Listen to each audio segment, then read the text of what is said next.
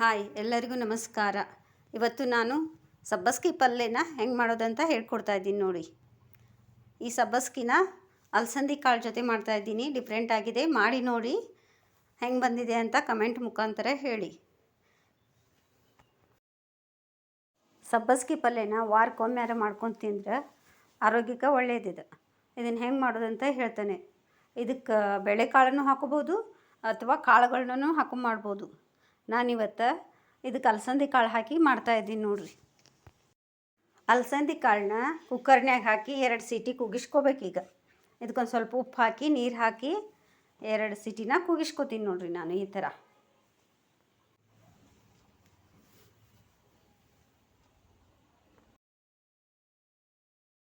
ಈ ಸಬ್ಬಸ್ಗೆ ಪಲ್ಯ hormone imbalance ಆಗೋವ್ರಿಗೂ ಚೆನ್ನಾಗಿರುತ್ತೆ.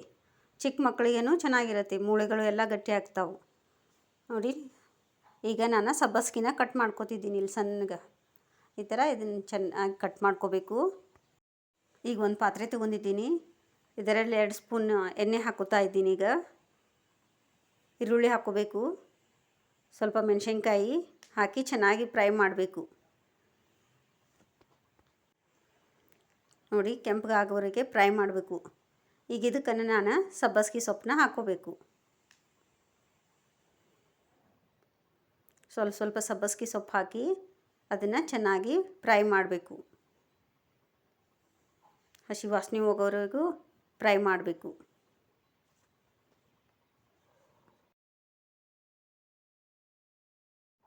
ಈಗ ಸಣ್ಣ ಉರಿ ಒಳಗೆ ಇದನ್ನು ನಾನು ಫ್ರೈ ಮಾಡ್ಕೋತಾ ಇದ್ದೀನಿ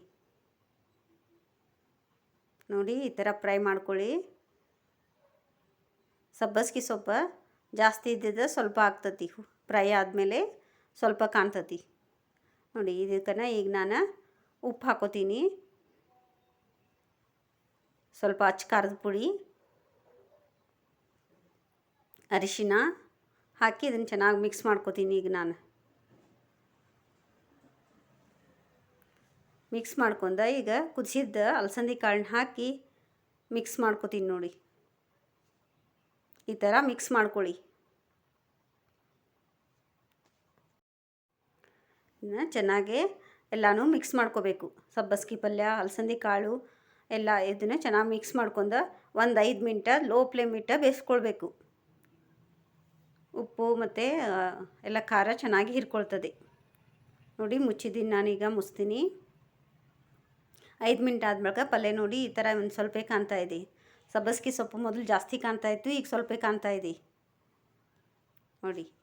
ಈ ಥರ ಸಬ್ಬಸ್ಗೆ ಪಲ್ಯ ರೆಡಿಯಾಗಿದೆ. ಈಗ ಸಬ್ಬಸ್ಗೆ ಪಲ್ಯನ ಈ ಥರ ಮಾಡ್ಕೊಂಡು ತಿಂದು ನೋಡಿ. ಲೈಕ್ ಮಾಡಿ, ಶೇರ್ ಮಾಡಿ, ಸಬ್ಸ್ಕ್ರೈಬ್ ಆಗಿ. Thank you.